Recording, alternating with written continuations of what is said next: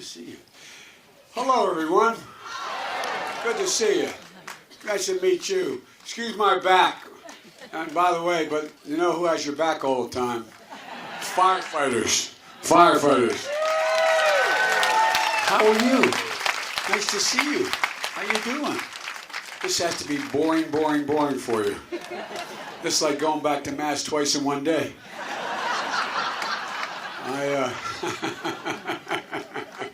You know the old expression,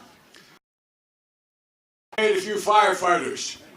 These guys are the best, and women are the best. I really mean it. Thank you for your support. Thank you, thank you, thank you. It's really good to be back in the Grand State. I've been here for a little bit, and I want to say I'm happy to be in Hampton, although I'm not going to go take a dip. As my buddy Billy Shaheen says, I came for one reason. I need your vote. I want to ask, where I come from, you know, New Hampshire's a little like Delaware. You're about 100,000, 200,000 bigger than we are. By the way, I just want you to know, my single congressman represents more people in the United States Congress than any other congressperson, because we're just short of 2 congresspersons. Anyway, but, you know, they're similar in the sense that everybody knows everybody. Everybody knows everybody. You know your neighbors. Matter of fact, I tell the story that I learned early on that be careful what you say. You may be talking to somebody's brother. Early on, I went down in southern Delaware where it's like you guys going all the way up to the border almost. And it goes down to the Maryland border, and they talk with an accent, very conservative down there. And there was a guy named Edgar C. Bennett. Not Edgar, no, you don't call him Edgar, it's Edgar C. Edgar C. Bennett, thank you. My mother would say, left hand closest to the heart, how are you? Anyway, to make a long story short, I went to his church with him after going to an earlier mass, and I went to his church, and we walked, and the minister in this little town was really very nice. He said, Councilman Biden is running for the Senate, is out here, and maybe he'd like to stand with me and greet the parishioners as they leave. So I stood with him, and they were very nice, and I shook hands with everybody. And this fellow, Edgar C., was standing under a big old oak tree. It's one of those beautiful old churches like you have up here with the cemeteries in the front with big oak trees and path going to the front of the church. And so I walked over afterwards. He said, how'd it go, Joe? I said, everybody was great except that one jerk over there. And he looked and said, yeah, that's my cousin Joe. Swear to God. So be careful what you say up, you know, in small states. Everybody knows everybody. But look, I'm not going to take a lot of time talking because I want to get to your questions. But first of all, Martha, thank you. You've been a friend for a long, long time. I really appreciate it. I love you. Thank you. And you know, Martha, I've been honored to have her endorsement. We've been friends for a long while. She was foolish enough way early on to invite me into her home. We're like the poor relatives. We show up and we never leave, you know. And Cheryl, thank you very, very much. And thank you for sharing with me what you've gone through recently. An awful lot of people have. I was last night when we were at the Shaheen dinner. I walked out afterwards, and there was a lot of people in the back in that big coliseum or auditorium. And one of the women was a guard, and well, she was, I think she was a guard. She had a yellow jacket on, and she was standing with a couple other people. And she walked up to me and said, did you know my dad? And she named him. I don't have permission to name her now, so I won't do it. But she said, you know my dad? And fortunately, I did remember her dad. He said, my dad just passed. And I looked at her and I said, I'm so sorry. And she put her arms on me, she started crying. And I said, this, you know, look, it's like losing an anchor. And she said, yeah, but she said, I've been sober for 30 years. I don't know how I'm going to do it. Don't know how I'm going to do it. You know, a lot of people are dealing with a lot of problems. And we're not paying much attention to them. We don't talk much about, you know, where I come from and the way I look at things, whether it's the Violence Against Women Act or anything else. It's one person at a time. It's about individuals. And so, you know, what I want to do today is just tell you a little bit of what I've been running into as I've been up here and around the country. You know,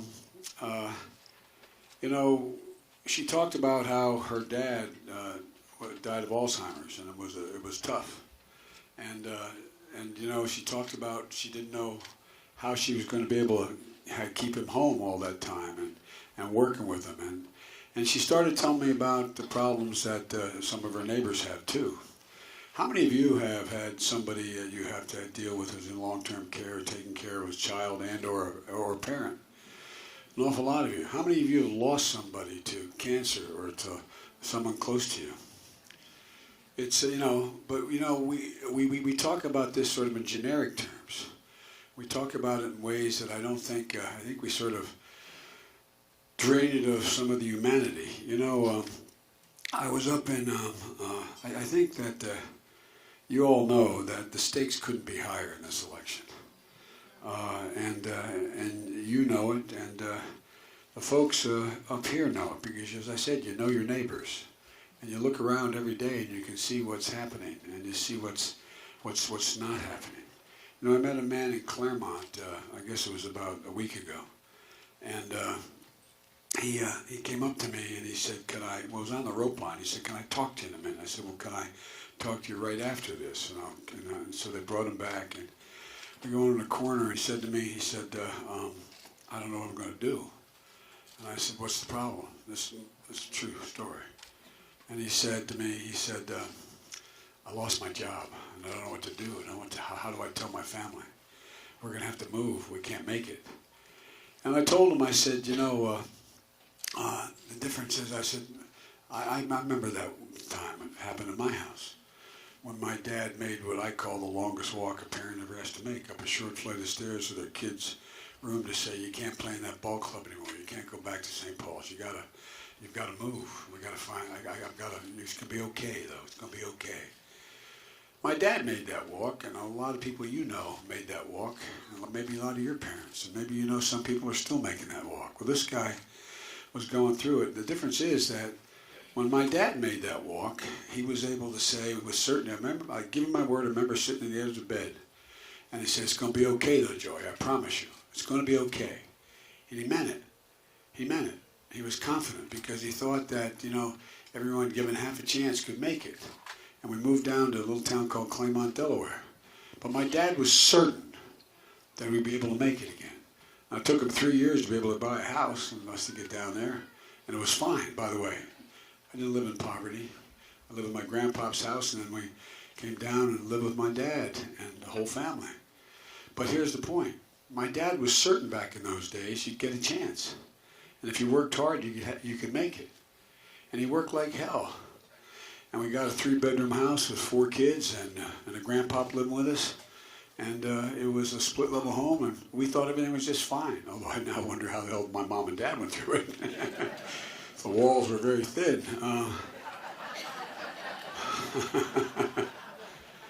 Anyway, but by the way, that's the reason when my dad passed away. He lived with us and we had hospice at my house. And anyway, I said, "Mom, I had fixed up the whole downstairs of the home. And I had sold a home and built my house and had 10-foot ceilings in the basement with glass looking out on the other side, so it didn't feel like a basement. So I thought I could convince her to stay at the kitchen, everything down there. And my mother, because someone lived with us our whole life, my mother said, "I'm never doing that to you."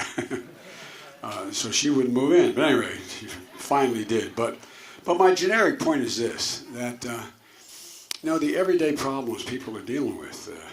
The difference is that this fella in Claremont, I couldn't guarantee him, unless we changed things, that he was going to be able to look at his kid and say, "Guarantee it's going to be okay." You know, we talk about a great economy. Well, let's tell you, it's great for the top couple percent. And if you have, and by the way, I'm not being critical, if you're able to, if you never lost your home, you had a good home to begin with and it went up in value. If you had any money in the stock market, you're able to keep it in there, you didn't lose it, then you're in better shape. I'm not begrudging people who did well. But so many people, the vast majority of the American people who are middle class and working class think their children will never grow up to have the same standard of living they have. We're no longer the wealthiest nation, middle class in the world. What happened? What happened? Why is this all so good for everyone as he talks about this great economy? Folks, there's so much that we can fix, but so much impact this economy is having on ordinary people. You know, a couple days ago, I was introduced by a guy named Gene. I can use his name because he introduced me. And Gene has terminal cancer. And he said he had met me back earlier, and he said that I was shocked back to life 3 times because of cardiac issues.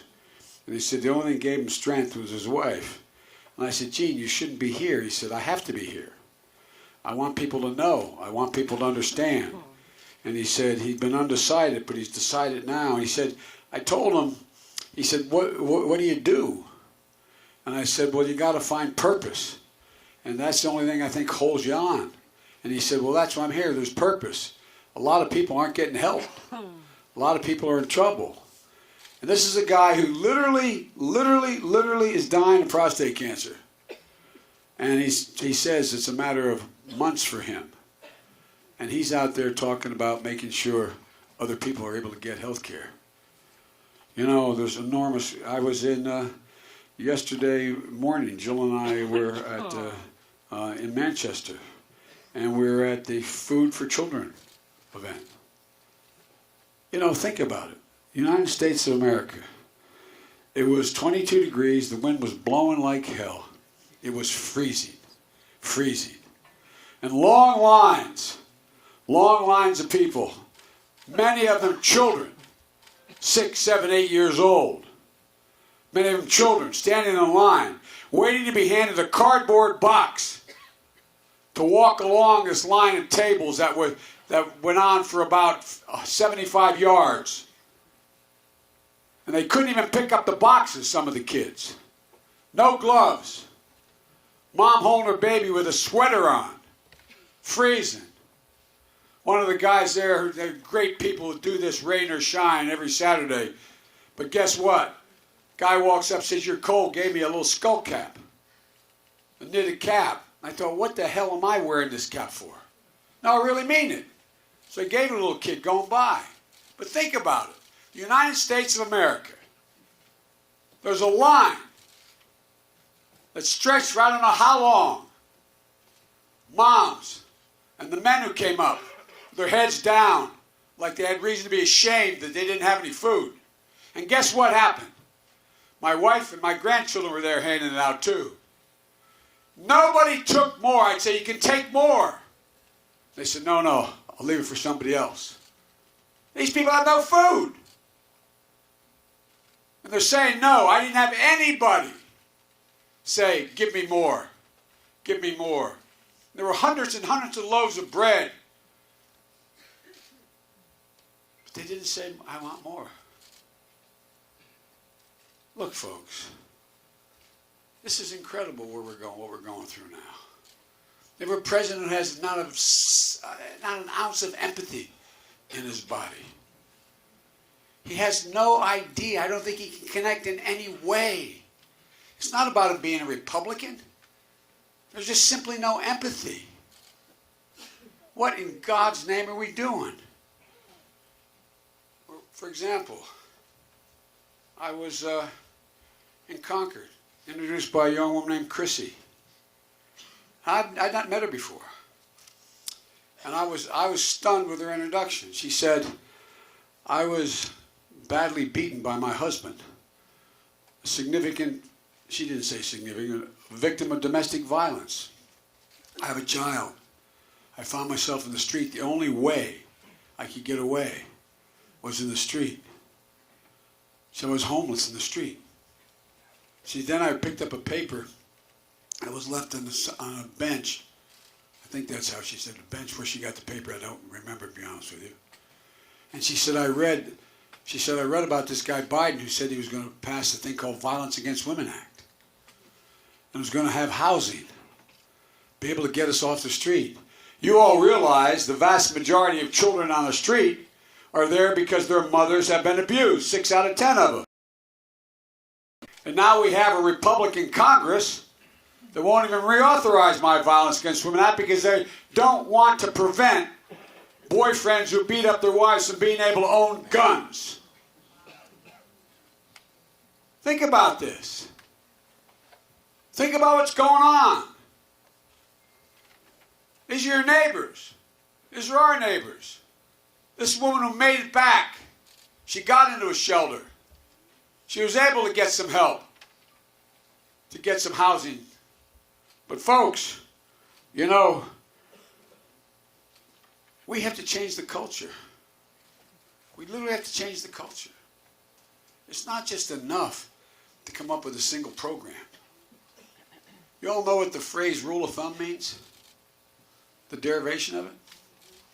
It comes from the English common law. The English common law, back in the 12th, 13th, 14th century, but in the 1300s, you were able to, and it lasted much longer, your wife was a chattel, a personal property, just like the dog, just like the cows, just like the pigs, just like the farm animals, for real. And you could chastise your wife. But so many women were dying at the hands of their husband beating them that the English common law in the late 1300s, don't hold me the exact year, 1390, something like that, changed the law, and it said you could no longer beat your wife with a rod thicker than the circumference of your thumb. Thicker than the circumference, but you could beat her as long as the rod wasn't thicker than the circumference of your thumb. We have a serious cultural problem in this country. But we can change it. That's why I wrote the legislation. But I said when I wrote it, and I got criticized for it, I said, imagine all the women suffering from post-traumatic stress. Just like men in the battlefield and women in the battlefields.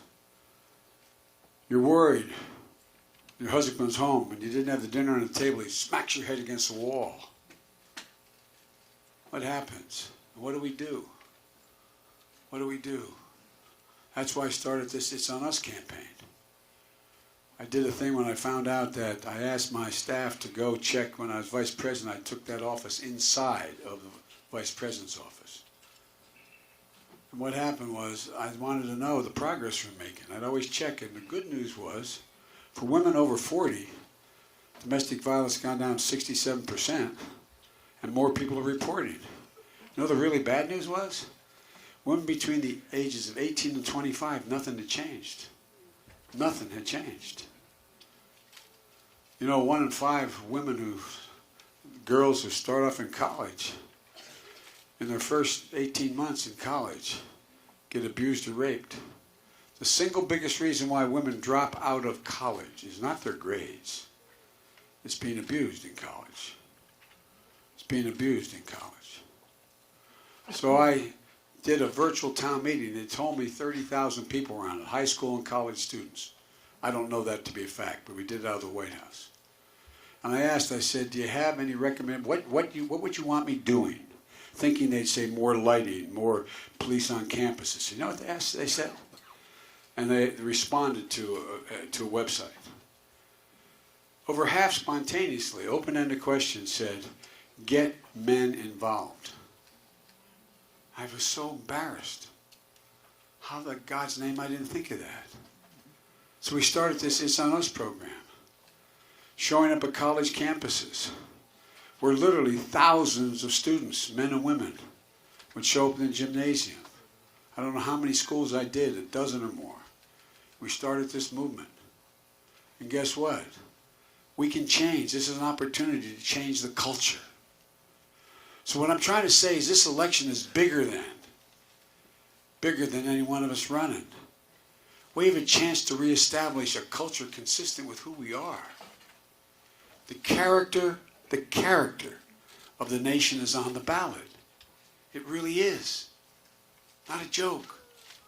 It's who we are as a country. 4 years of this man will, God willing, go down a historical aberration. But 8 years will really change the nature of who we are for a long time to come. And it's not even just domestic. Of thugs, dictators like Putin. He bows down to them, stands before the whole world. and says, I believe he didn't interfere in our elections. Why would he? Because 18 intelligence agencies told you in detail he did. We've done nothing. We've done nothing.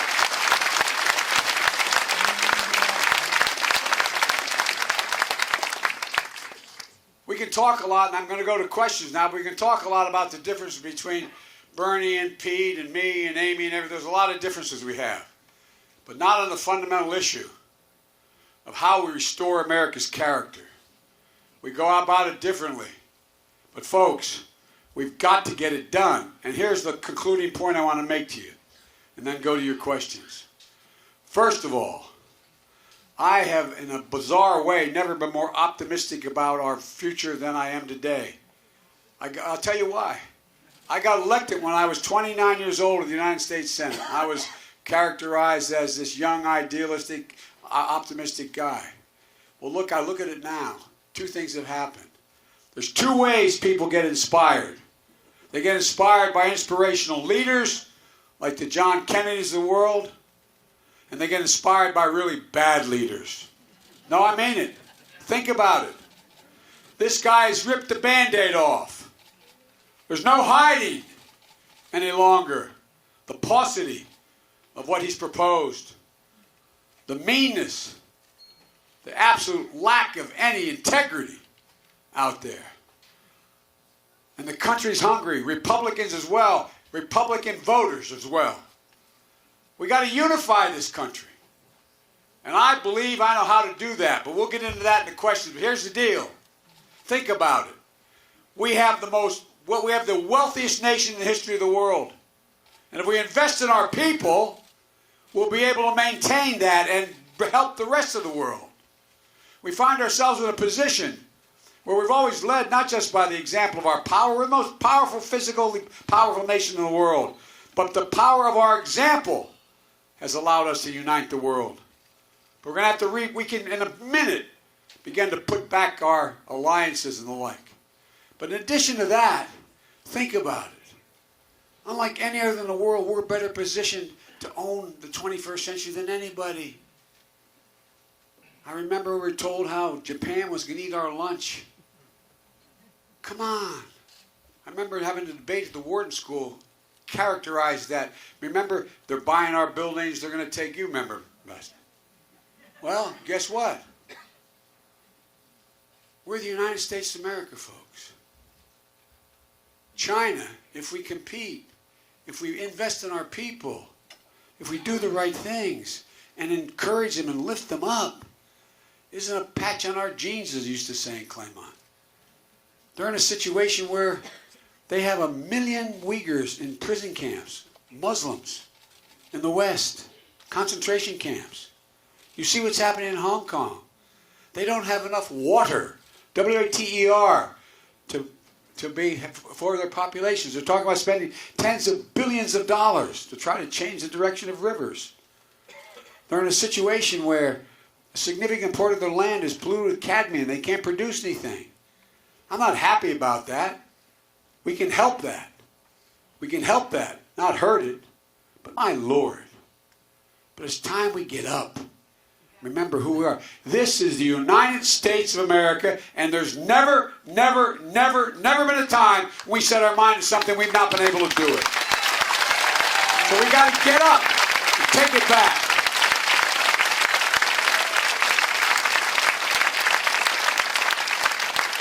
Folks, I'll take questions. Do we have folks out there with microphone, with our staffs? We got a lot of questions. Do we have anybody carrying around? Hand one to somebody who's asking a question. Oh, you got a question. Got one now. Excuse me. First of all, admired you for a long time, particularly admired you as a father, so I appreciate that.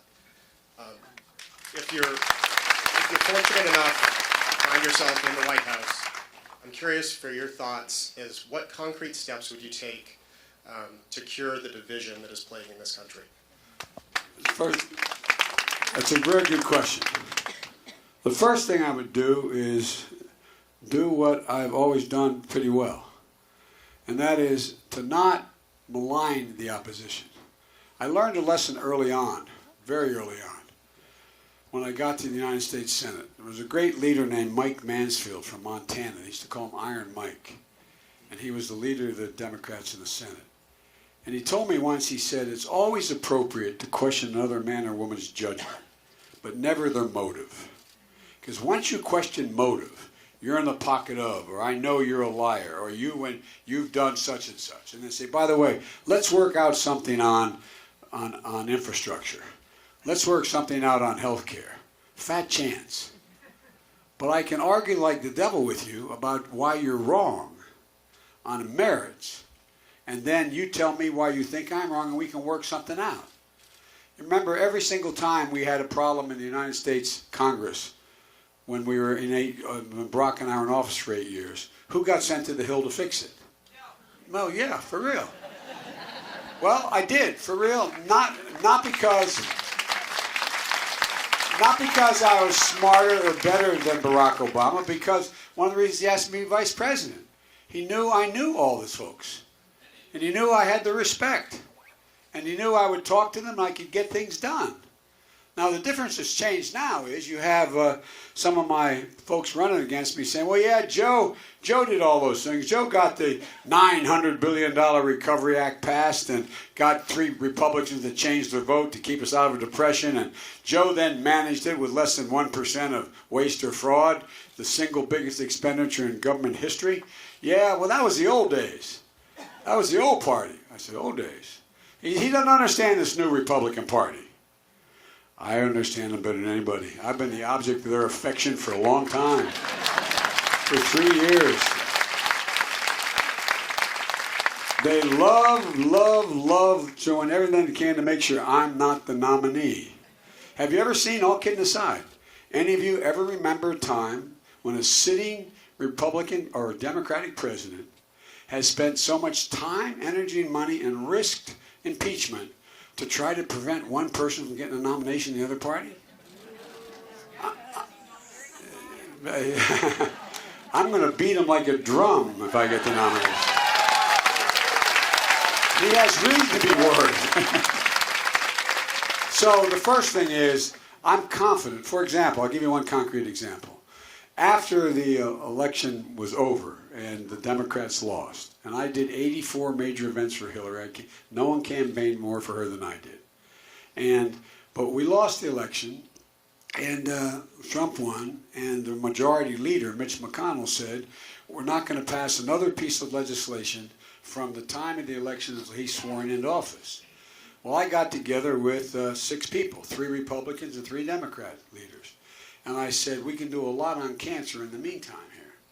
And we can get a lot done. And we have to do it now because I'd run that cancer initiative, the moonshot. And they said, we're not sure we can get it done. We didn't have many votes. Well, guess what?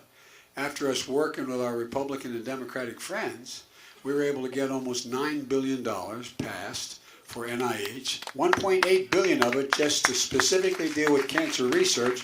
And when I presided over the Senate, because we weren't sure how close the vote was going to be, and the majority leader, McConnell, when we got 94 votes, stood up and said, we should rename the Biden's cancer initiative as the Bo Biden Cancer Initiative.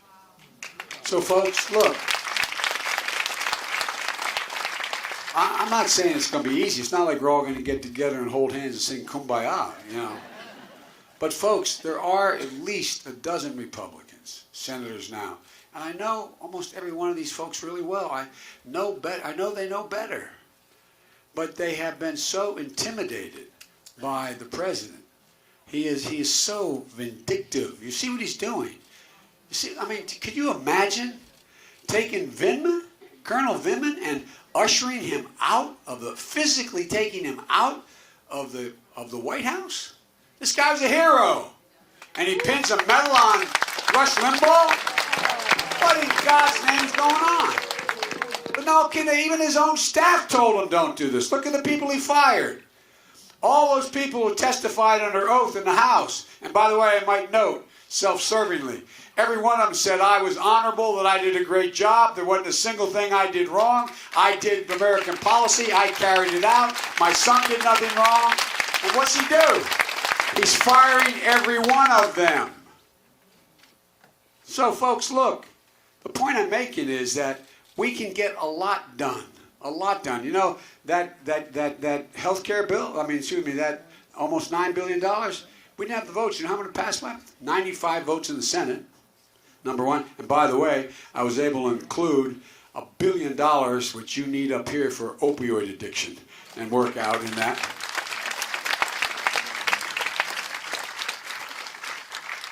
Only a few that voted. A couple of Democrats voted against the bill. And then the second thing was, we got over 390 votes in the House of Representatives. So you can't tell me that we can't put things together. Now look, we're going to disagree on tax policy, but by the way, how many Republican neighbors you know out there think that they really benefited from the tax policy that got passed? Well, I'm not joking. I'm being deadly earnest about this. Think about it. Think about it. I'm confident. For example, in my health care bill, I lay out, well, I'm talking too much. I'm not answering questions. If Billy Shaheen were here, said, Joe, shush up and just answer the questions.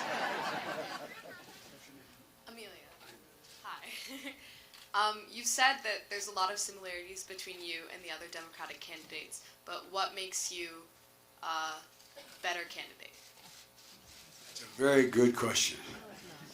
And I was raised by a mom and dad who make it hard to answer because you're not supposed to talk about yourself that much. All kidding aside. Look, I think there's three things. I'll concentrate on two of them. Number one of the reasons I'm running is for one of the reasons I'm being most criticized, because I've been around a long time. Hopefully being around a long time not only gives experience, but a little bit of wisdom. And the next president of the United States is going to inherit two things, for real, no matter who's elected. Man or woman, and it has to be a Democrat. They're going to inherit two things. A world that's in disarray, I mean literally in disarray, not knowing which side is up right now. And two, a nation extremely divided. Extremely divided. And I think the most important thing people are going to be looking for as you try to pull both together is the person who, in fact, is running at the top of the ticket, are they not only able to beat Trump, the best chance of beating Trump, and the polling data suggests I have that best chance, but that's way off. It may not be true. But here's the point. It also, the next president has to bring along a Democratic Senate and keep a Democratic House.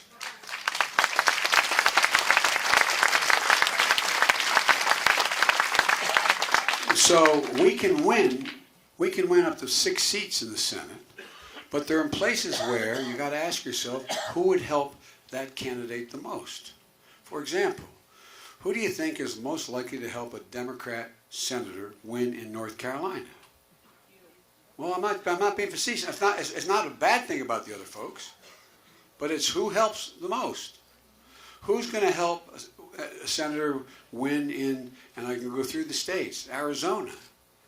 And so look, I'm not being critical of the other candidates. I'm just answering the question that, in fact, I'm the only one that I'm aware of that got invited to campaign in 24 states, red and purple states, in 2018, campaigned for over 65 candidates, went in and campaigned for them, the so-called frontline states, helped elect a guy who used to work for me as a senator in Alabama.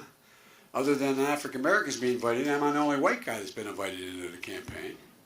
No, I'm not being facetious. And Montana, North Dakota, we lost a good woman up there. But the point I'm making is, I went in and they wanted me to come in. And 41 of them got elected to the House of Representatives. By the way, mostly women. Mostly women. I'll give you an example. The first Marine fighter pilot to actually in combat is running again in the state of Kentucky. Who'd she endorse? Joe Biden. Okay? My point is, these frontline candidates, the vast majority of them have come out and endorsed me because they don't think they can win, not because other people are bad, but they don't think they can win if in fact they're at the top of the ticket. Now that's their judgment. The second thing is internationally. I'm the only person in this race who has any serious experience in international policy. That doesn't mean not, but think about it very seriously. I was I helped put together the Paris Climate Accord. I was part of the reason. I've convinced the president that she would get involved. I was directly involved in detail with John Kerry putting together the Iran nuclear deal. I was able to pass the chemical weapons ban. I was the guy who put together with our military 61 other nations to take out ISIS, only using several thousand American forces because we trained them and get 61 other nations involved. This is what I've done my whole career. I know every major world leader by first name literally in the last 40 years, and I know all but 3 of the major world leaders now because they're new since I left personally. And so before I decided to run, I was asked to go around the world by these leaders. Please come in and tell us there's another policy in the United States. So my point is that I have enormous experience, and I'm going to say the next president of the United States, the day that they are elected, is going to have to be on the telephone, not before they're sworn in, saying America's back. Being able to pick up the phone and call Angela, pick up the phone and call these folks and say, we're back. This is no longer the policy of the United States of America.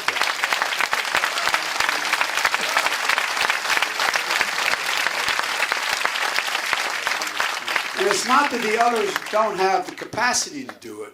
It's they don't have the experience to do it. It's one thing to stand there and command the world stage on January 21st, the day after you're sworn in, and stay there and stand there and know the world leaders know you know them and they know you, the good guys and the bad guys. Putin knows me very well personally. That's why he spent so much time and effort trying to defeat me, if you notice. Facebook, the only outfit that I'm aware of that took down negative ads, the so-called bots, thousands of them that the Russians are running. They took them out because they're lies. My generic point is, it's about being able to immediately reassure our alliances, being able to immediately begin to put things together again, and be able to rebuild our security and our safety. There are several of the reasons why I think I'm the most qualified person to do it.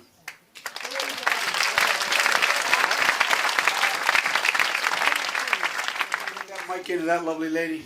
An honor to meet you, Joe Biden. My name is Suzanne, and my question is, we need the Equal Rights Amendment passed. Bingo. I ran for office in 1972 supporting the Equal Rights Amendment. No, and we've been pushing it. I think we have a shot now. Because look, as I said, the Band-Aids have been pulled off. Because what's happened, I'm going to take a little credit for this. Everybody, we couldn't get the Violence Against Women passed because people didn't want to talk about it. It was the ugly secret.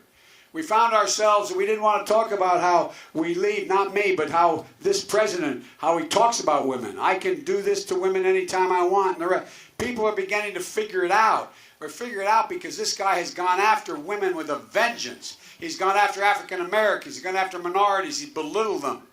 And people are going, whoa, whoa, whoa, whoa. That's not us. And so I really, honest to God, believe we have a decent shot. And I show you how much the Republican Party changed. 1972 as a 29-year-old kid. Guess who had it in 68 in their platform? Republicans for the Equal Rights Amendment. This ain't your father's Republican Party. And so I really, honest to God, believe we have a shot. I've supported it my whole career, led by people like Barbara Boxer and so many other people I've worked with who endorsed me, and a lot of women still in the Congress.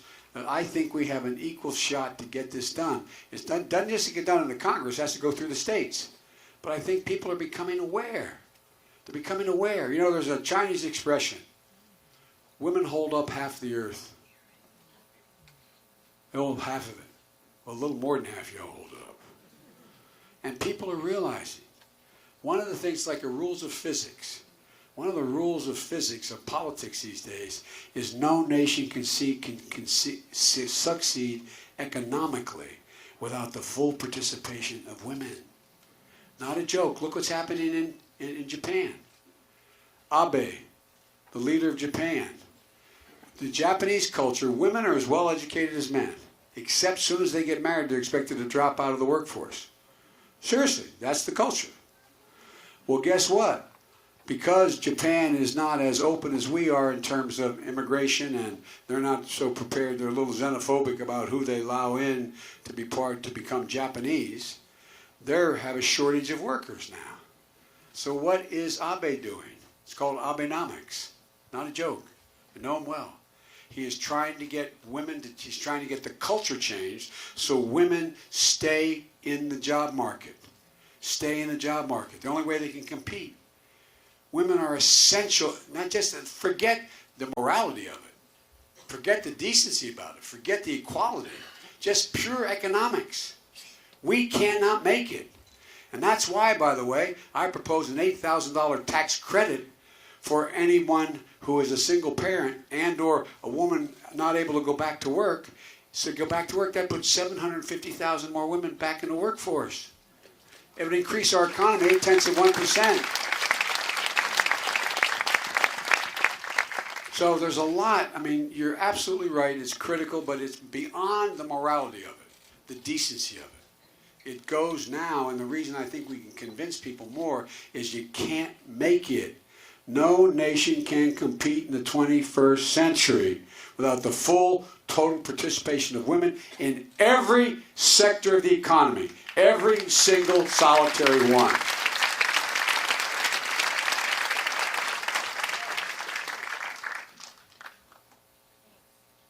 Hi, my name is Madison, and I'm an econ student at Mercer University. And oh, awesome! So I'm gonna be a little bit mean for a second, okay? So,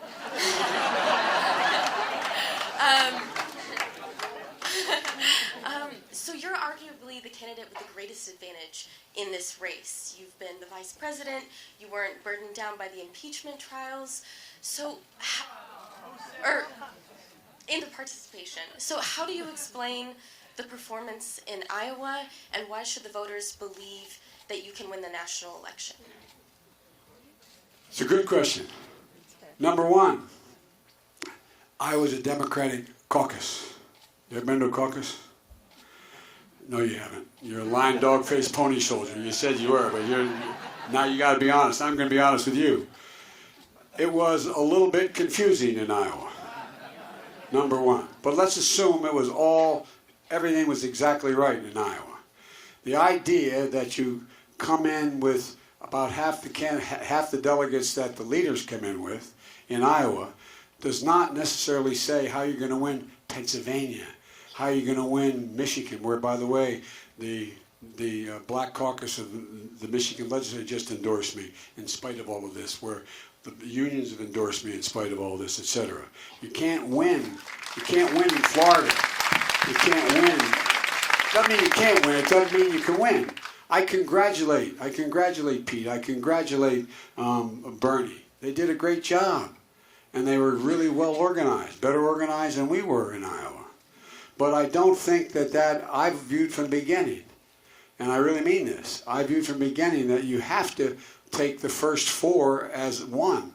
You got two primaries and two caucuses back to back, basically. And by the way, we talk about how, the folks of one have been new and first time. Well, not a single person has won without overwhelming support from the black community. Overwhelming. Okay? So here's the deal. They may be able to get more votes in the African American community. But right now, I am far and ahead of everybody in the African American community, because guess what? It's the base of the Democratic Party. And so it remains to be seen. It doesn't mean, look, I've been knocked down a bunch of times in my life, like a lot of you have. And my dad used to have an expression, it's not whether you get knocked down, it's how quickly you get up. We'll see. We'll see what happens. But the notion that you get 25, whatever the number, 1,000 votes versus 40,000 votes in a caucus in Iowa means you're not able to run. I mean, I think that's I don't know. We'll soon find out. And it's not a mean question. It's an honest question. It's an honest question because a lot of people are asking the question, Biden, if you lose Iowa, and let's say, look, who has won a New Hampshire primary? Who has not? If you had somebody running in the next door, in the 2 states next door to you, it's not bad. You guys run an honest, upright thing, but there's been a circumstance where you got an awful lot of coverage. For example, I live in Delaware, yet I'm rated the most popular politician, including in Pennsylvania. Why? Because Philadelphia Television, which covers 40% of the market, covers Delaware. And so everybody knows me. So I'm at an advantage in Pennsylvania because they know who I am. But look, I'm not much of a pundit here. But all I can tell you is how I feel. I am running, I'm more determined than I was before the Iowa caucus to do the things that I believe have to be done. And no matter what happens in this state, I'm going to feel the same way. I'm just going to keep moving. And we'll see. Sir, we have time for one more question. Well, let's get somebody in the back. I've not been got. Something behind me. Okay. Yeah. Thank you for giving me a moment. You're not holding your hockey stick. Yeah. Hockey players for Joe Biden.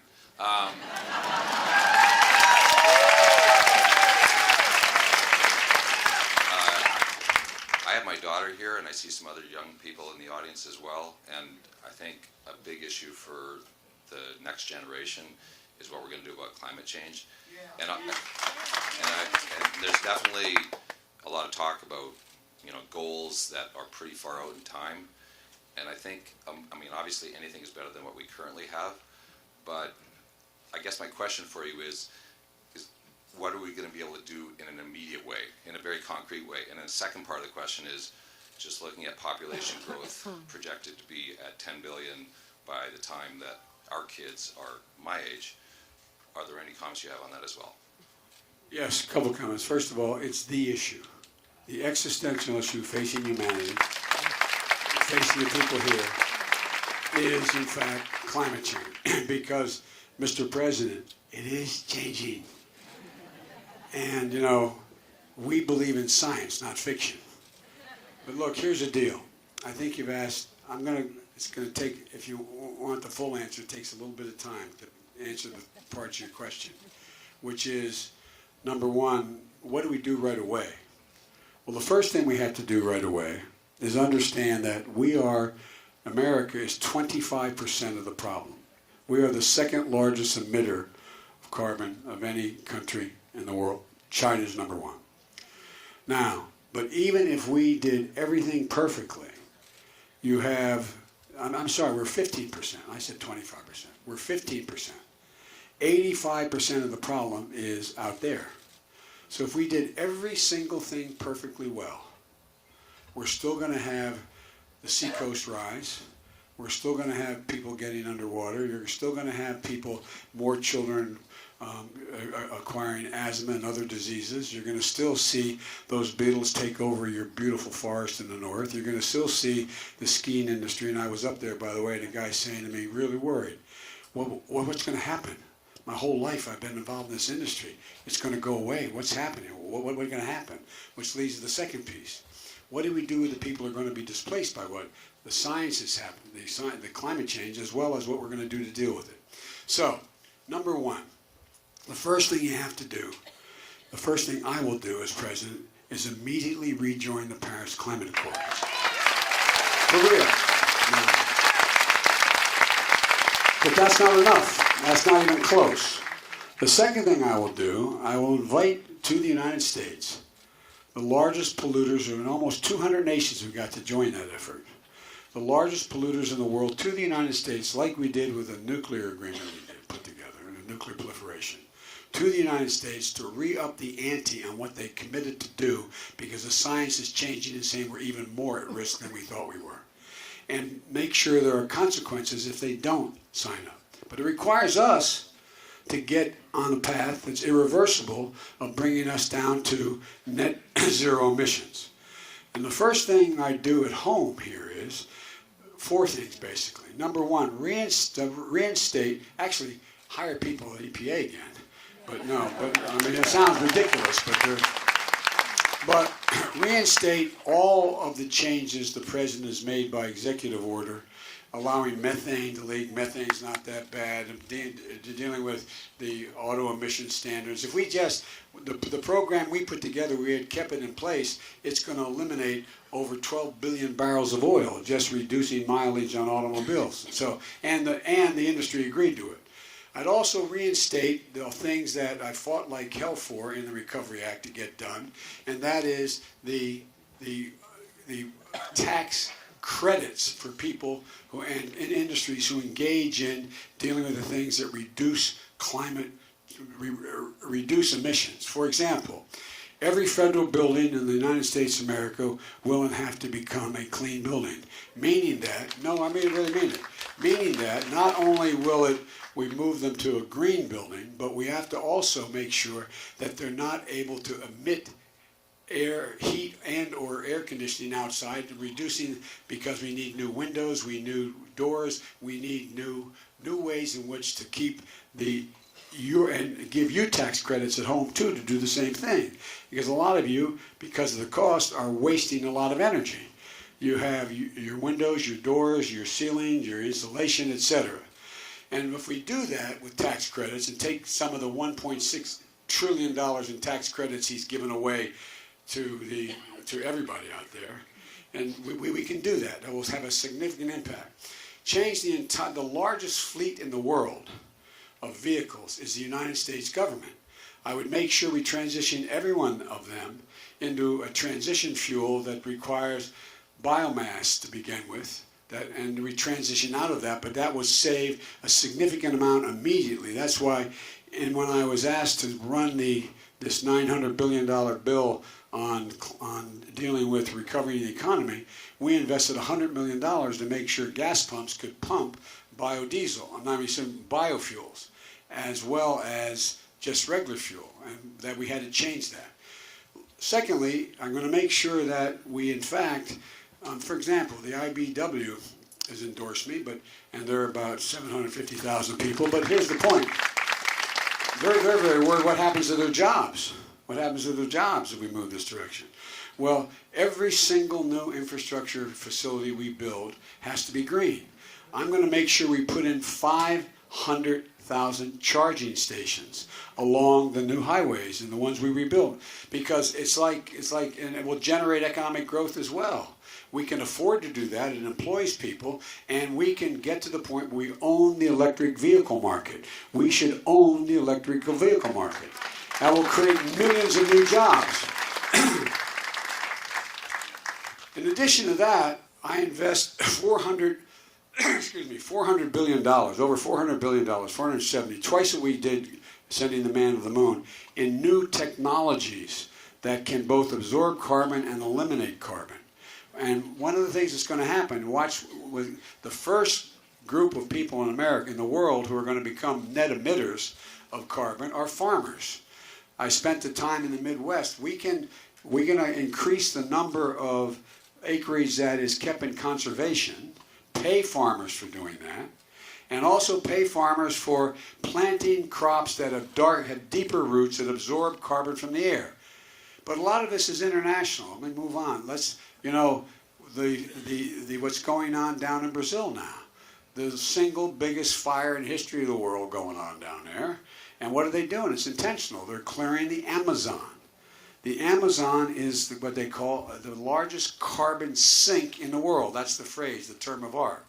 What it means is that more carbon, because of the forest and the planting in the Amazon, is absorbed from the atmosphere into the roots and ground and not hurting anybody in the Amazon than every single amount of carbon emitted by every vehicle in the United States of America on a daily basis. So, what are we doing? I'm the only one that's been able to bring together the international community, and I did it when we were dealing with children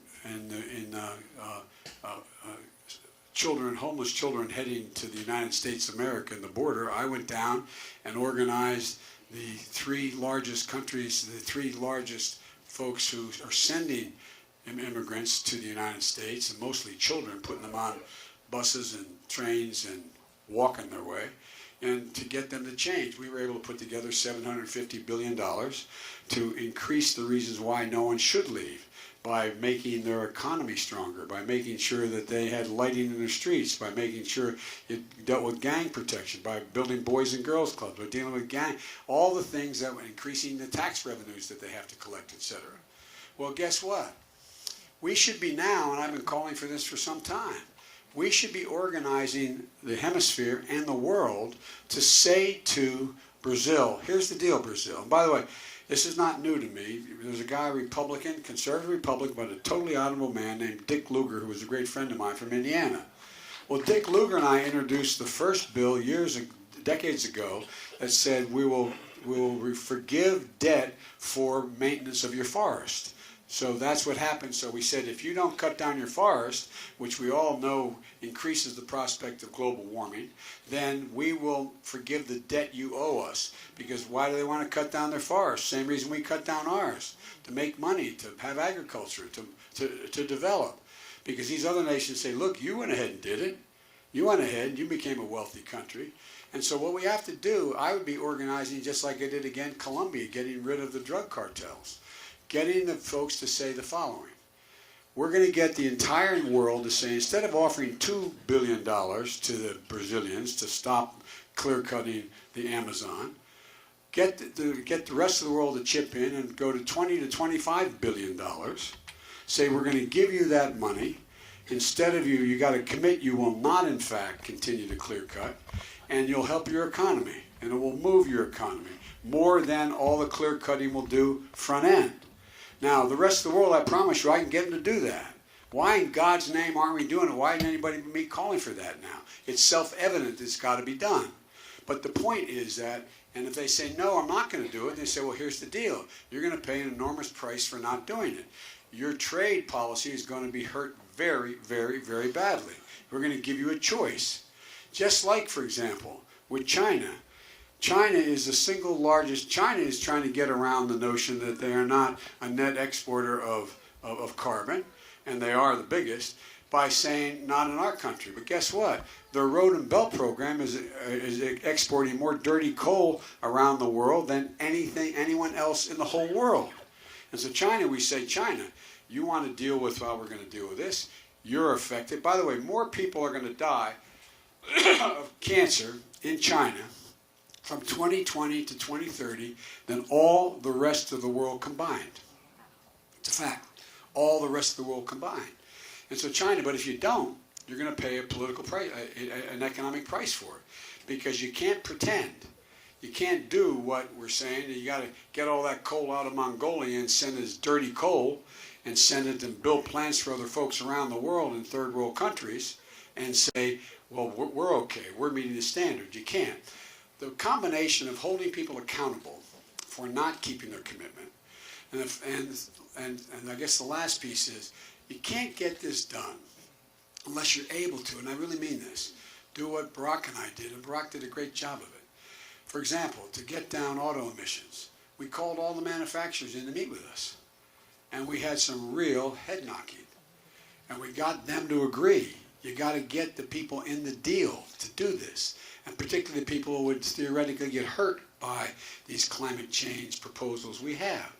And that's why I bring in labor. That's why I bring in environmentalists. There wouldn't be a trade deal that I would sign without them both being at the table. But here's the deal. You've got to be able to bring people together to say, I know this is going to, by the way, it's not going to make you feel good if I say, you're going to lose your job, but I promise I can get you a job chopping wood, or I get you another job. You got to make it certain.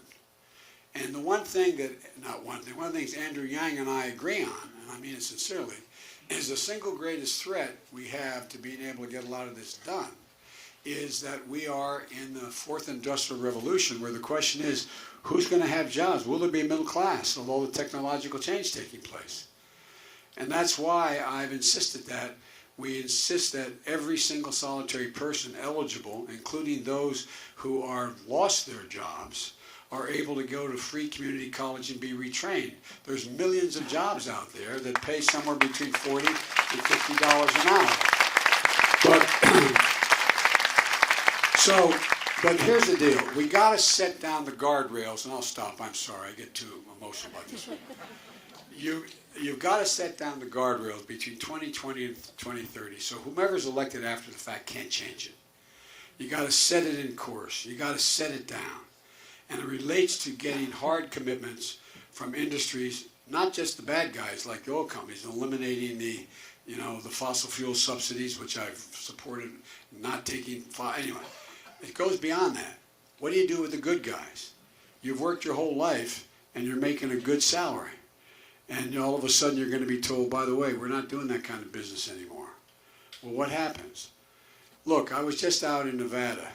Nevada has a facility where they have one of the largest solar facilities in the world. That's the last point I'll make.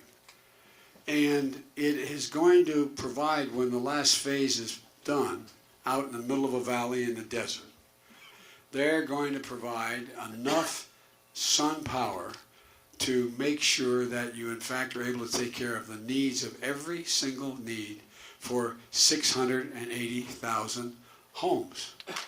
Well, look, but here's the deal.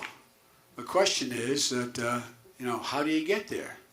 Well, the way you get there is you in fact make sure that we help fund it. When the last thing that we did was in the Recovery Act, I was able to, because the President gave me the authority, able to direct over $100 billion in research on new technologies.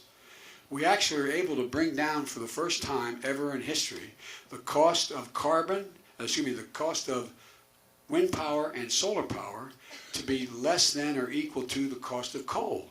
So no one's going to build a new coal-fired plant in America. It doesn't make sense. But here's where the big investment comes. Here's the big investment comes. The big investment's going to come in terms of battery technology. Now, and secondly, in terms of dealing with the transmission capacity. We are not able to, because people are saying not in my backyard, we are not able to, which Brock and I thought we could do, transmit all of this solar and wind power from around other parts of the country to everywhere in the country, like you can electricity on high tension lines, high wire lines. So what we're doing is we're going to invest billions of dollars in the new technologies to determine how we can effectively transfer solar and wind technology on lines, either underground, which is much harder, would be better underground, and or on transmission lines, and to do it effectively.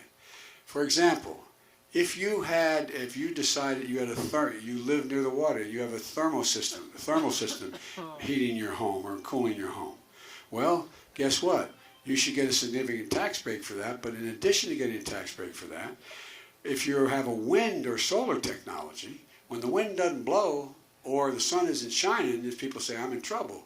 Well, there's new technologies, and I've met with some of the folks in Silicon Valley, not much wider than this podium, and about as thick from here to here, that can store up to 7 days all of the excess wind and solar power you have accumulated in your home, so you don't have to worry you're going to be left in the lurch. So there's a lot of things we can do right away. And we can also provide good jobs in the process, doing it right away.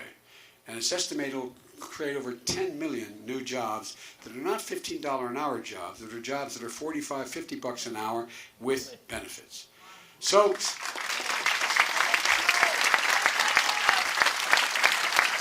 you got a question? All right, I always get in trouble with, but this is the last question, I promise. And then I'll hang around and say hi and answer your questions privately. First, Mr. Vice President, I want to thank you so much for all of your work in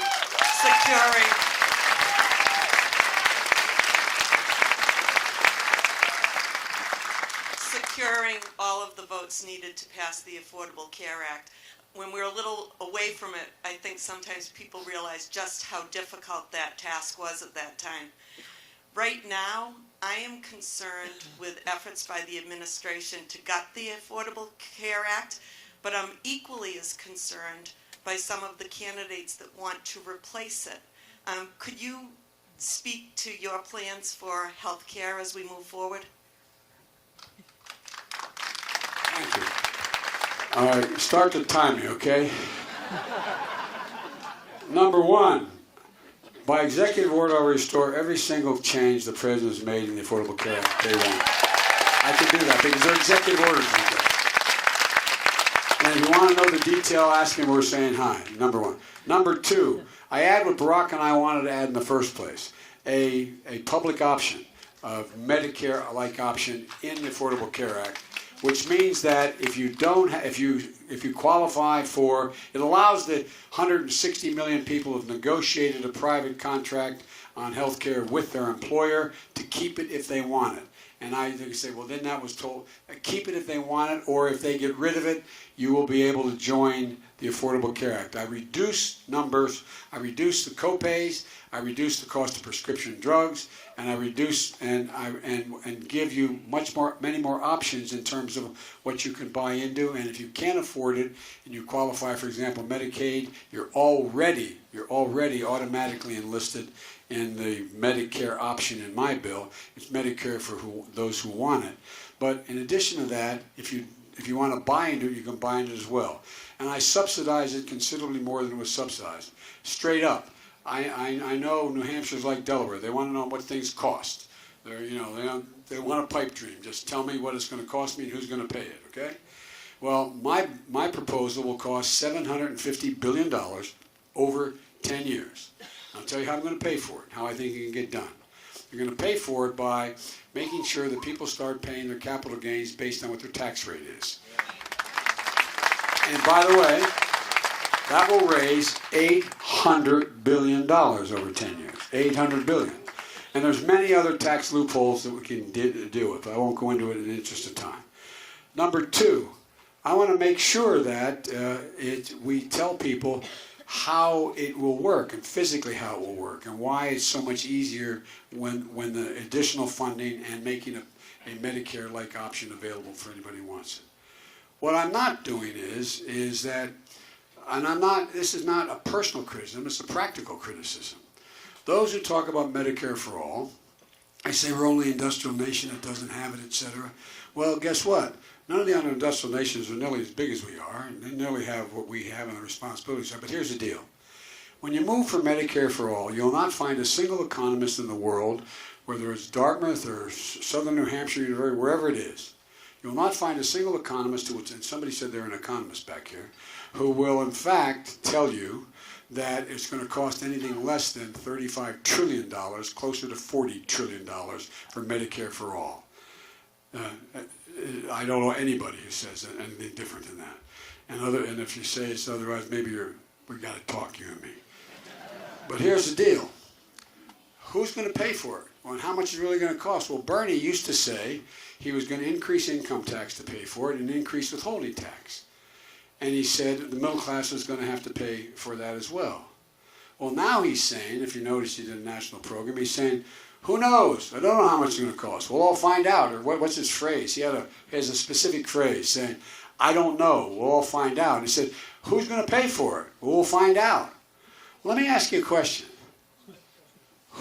First of all, he's not getting anything through the Congress to begin with, but who's going to go to a Democratic Congress, and if we don't, and let's say we have a Democratic Senate, and say, by the way, I want you to sign on to this bill. I can't tell you what it's going to cost.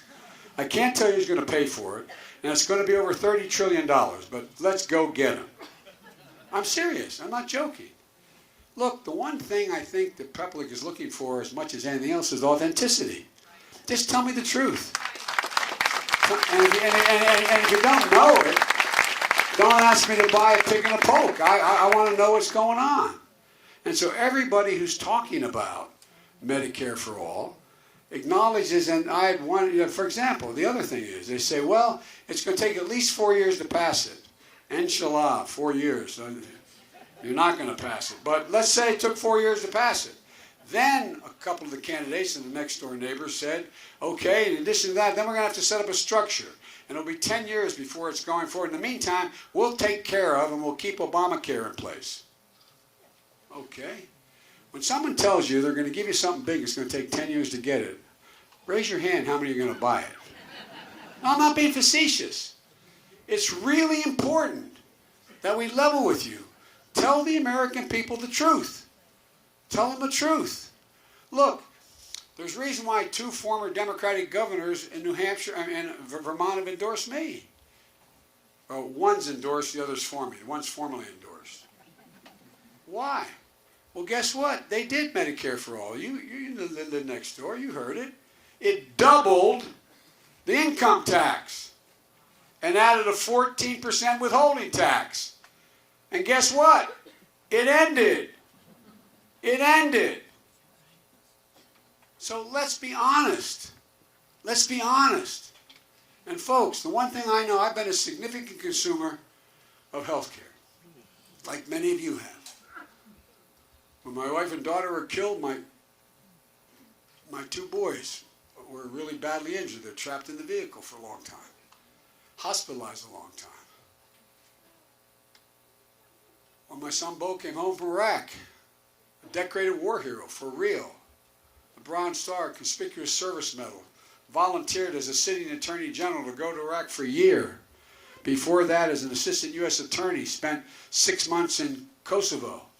I'm going to say something like a proud father. He's the only foreigner in Kosovo that has a memorial dedicated to him, the Bo Biden Memorial, for all he did for Kosovo. But my point is, I know, and you know, because you raised your hand, so many of you lost somebody. What do you want? You need hope. You need the idea of some security. You know. You know. You know what's going to happen. The idea that we're going to not defend Obamacare. I sat there and watched. My son had stage 4 glioblastoma. There was no shot. But guess what? Had we not had Obamacare, the insurance company could have come along with 5 months of pain left and said, sorry, you've run out of your coverage. Suffer in peace. 20 million people have health care that didn't have before. Well over 100 million people with kids or individuals themselves with a pre-existing condition can no longer charge a woman more for the same procedure you can charge a man. It was able to be done and was done. Pregnancy is not a pre-existing condition anymore, and it was. No, I'm serious. Think about the changes. The idea we're going to jettison this and the hope that we're going to get something better, I promise you, I can get this done. I can get it done in the first year, and we'll give people hope immediately. Immediately. There's more to say. I'm sorry I can't say more. I'll stick around. Thank you. Thank you.